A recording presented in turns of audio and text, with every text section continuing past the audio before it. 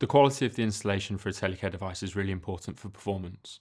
When you install a device, it's going to sit in that location for maybe 5 or 10 years, so it's really important that where you install it is the right place both for the service user and for connectivity.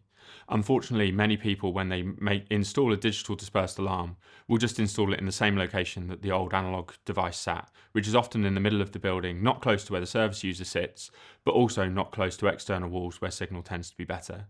The most common installation mistake that we see in Telecare is people installing devices next to objects that will cause interference. So for example, putting the aerial next to a television that causes interference with the mobile signal.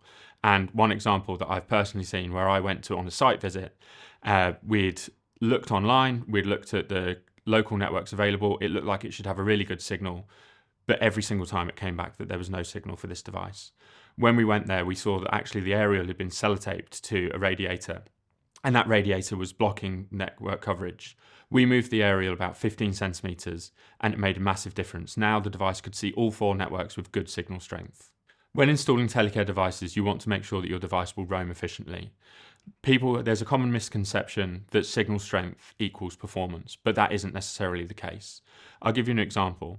If you were to go to a football stadium and at half time try to look online and see what the scores are elsewhere, you won't be able to connect even though you've maybe got 4 or 5 bars of signal on your device.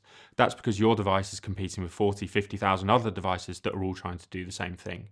If your mobile phone had the intelligence that a digital dispersed alarm has, then it would recognise that there's congestion on that base station and would roam to a network that was slightly further away, had worse signal strength, but actually didn't have that congestion and would work flawlessly.